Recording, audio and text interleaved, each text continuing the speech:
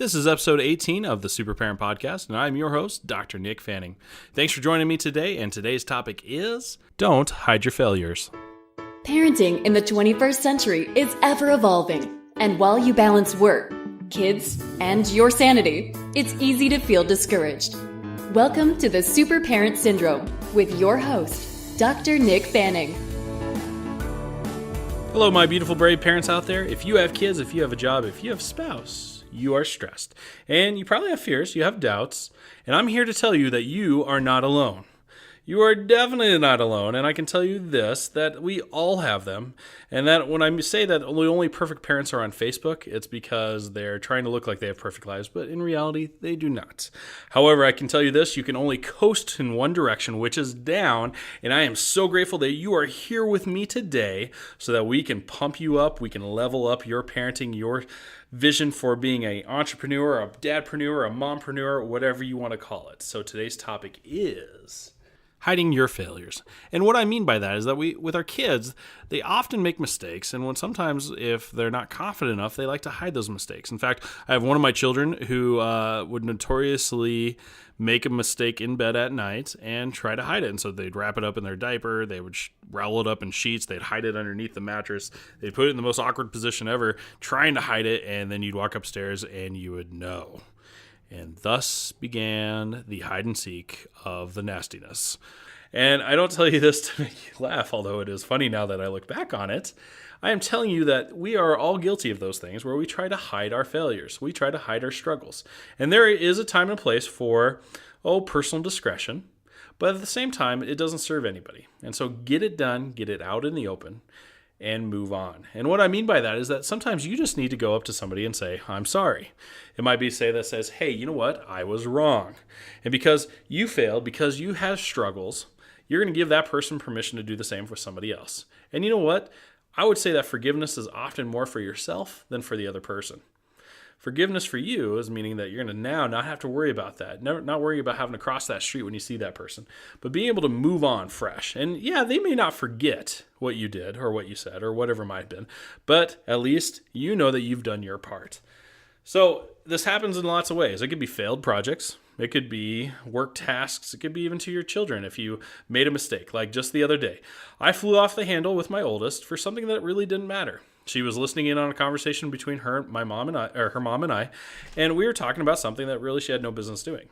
Well, instead of just calmly explaining it, she talked back when I said, this is something between your mom and I, and she talked back, and I just flew off the handle when she talked back. It really wasn't a big deal to looking back. But then, you know what? I had to suck it up, and I had to apologize to her and be like, you know what, sis, I am so sorry. I should do a better example of showing that. Now, yes, this was none of your business, but it really is not that big of a deal. However, in the future, I'd like you to do blah, blah, blah. I owned up to my mistake, and my kids see that. And you know what? In their eyes, I'm not perfect, but hopefully more often than not, I still remain the hero in their eyes. And I work hard, to try to get better every day. But they see me for who I am, and they know that I'm working in progress, and I'm trying really hard, and that matters to them, And I have to say that you might be doing that in other areas of your life too. And if you are married, you're probably doing that most every day. So I often have to apologize to my wife. She is a saint and she puts up with a lot of my mistakes. And there are times where I'm just oblivious to things. And what I'm saying there is to stop hiding behind your failures or stop trying to be angry or embarrassed or hurt and trying to cover them up through your use of fury or distraction. Just own up to it and move on and use it for what it is, a learning experience. So my parents, I have to say to you that pride is a fickle thing. And it's something that we can latch onto. It's something that can bury us if we're not careful. And all I'm saying that all it takes is just a little bit of forgiveness to be able to move on. So that way you can climb onward and upward. So your challenges today is and it's kind of an unusual challenge, but what I want you to do is just write down some names of the people that are closest to you and just think, is there anything that you could have done wrong or that you could have failed them that you need to apologize for? And for some of these, it may be things you say out loud, or sometimes you just might say it to yourself in your heart, because there are certain things that we sometimes beat ourselves up with. I could say that, gosh, I didn't try hard enough for my kids, today, and I was slightly distracted. Well, for some kids, they're not going to remember that, and so you might have to just say, you know what, Lord, say a tiny little prayer for yourself. I'm so sorry that I've been distracted with this project. I'm going to say that I'm going to make up for this way, and in the future, I'm going to do X, Y, and Z. It can be as simple as that. But there are certain people in your life that you're going to have to vocalize this to. Or there's going to be certain parts of your life that you need to start paying more attention to. Whether you failed your own health, maybe you failed yourself in some of the goals that you've set, or maybe you need to even apologize to your bank account because you've been abusing money. So whatever it might be, folks, I want you to write down some key people and just start there and see if there's anything that you need to examine. And from there, then you can move on to other things and other areas of your life and see if there's anything that you failed where you were trying to hide it.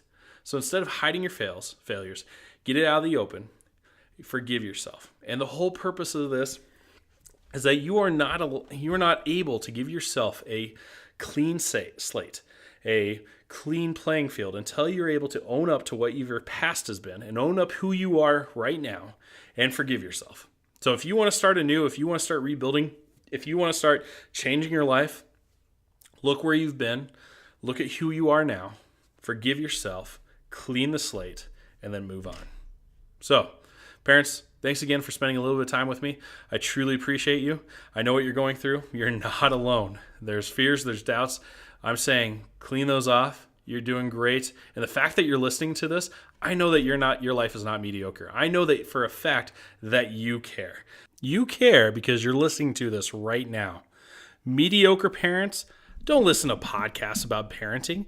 They don't care about that. They don't want to invest time or extra effort. They're just kind of happy getting along. And so the fact that you're here, the fact that you care, the fact that you're investing your precious time, whether it's during nap time or during a bathroom break or whatever, the fact that you're listening to this, man, my hat's off to you guys, because I know you're part of that elite group that cares. Probably the 1% of 1% of people, of parents that are trying to do this. So again, Super Parent Nation, I just applaud you. Thank you so much for spending your time with me. This is Dr. Nick Fanning, signing off. Thanks for listening to another episode of the Super Parent Syndrome. Please be sure to visit peptalksforparents.com for more content and our free newsletter. And remember, you are not alone.